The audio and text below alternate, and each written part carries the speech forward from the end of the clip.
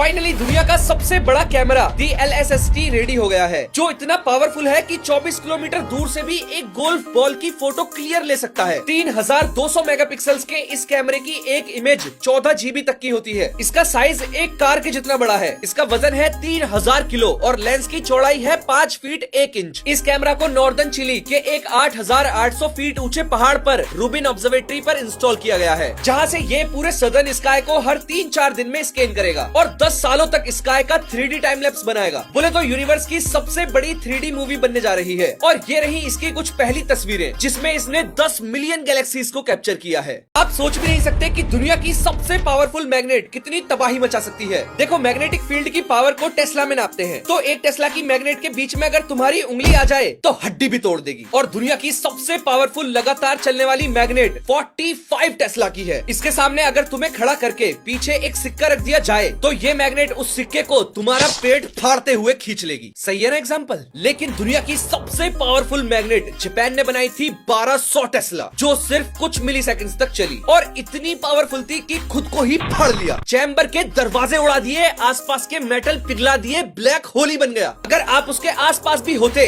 तो ये वीडियो नहीं देख पाते। मरने से पहले एक बार सूरज की झलक बिल्कुल करीब से देख लो इस फुटेज में, जो नासा ने अभी कुछ दिन पहले ही पब्लिक करी है। ये दिसंबर 2024 में पार्कर सोलर प्रोब ने ली थी, जब वो सूरज के सिर्फ 61 लाख किलोमीटर दूर से गुजरा। सूरज के इतने करीब का टेम्परेचर 10 लाख डिग्री सेल्सियस था, लेकिन फिर भी ये प्रोब जलकर राख नहीं हुआ, क्योंकि टेक्नोलॉजिया नहीं बल्कि सूरज के इतनी पास पार्टिकल्स बहुत कम थे। इसीलिए हीट ट्रांसफर भी कम हुई और प्रोब को सिर्फ 1377 डिग्री सेल्सियस का टेम्परेचर महसूस हुआ, जिसे टेक्नोलॉजिया ने झेल लिया। Otherwise 10 lakh degree Celsius temperature तुम्हारी टेक्नोलॉजिया की भी बत्ती बना देगा मेरे भाई 2 मिनट में। अहमदाबाद प्लेन क्रैश की असली वजह सामने आ गई है, जो बहुत ही खतरनाक है। इन्वेस्टिगेशन रिपोर्ट्स में बताया है कि प्लेन उड़ने के कुछ ही सेकंड्स बाद दोनों इंजन की फ्यूल सप्लाई बंद कर दी गई थी, और पहले एक इंजन फिर 1 सेकंड के बाद दूसरे इंजन की, जिससे लगता है कि किसी ने जानबूझकर फ्यूल सप्लाई बंद करी। और पायलट्स की रिकॉर्डिंग में भी एक पायलट ने कहा कि तुमने फ्यूल सप्लाई क्यों बंद करी, जिसमें दूसरा पायलट कहता है कि मैंने ऐसा नहीं किया, और फिर फ्यूल स्विच वापस से ऑन किया गया, लेकिन तब तक बहुत देर हो चुकी थी और प्लेन क्रैश। अब इस फ्यूल सप्लाई स्विच को देखो, इसमें स्टॉप लॉक मैकेनिज्म होता है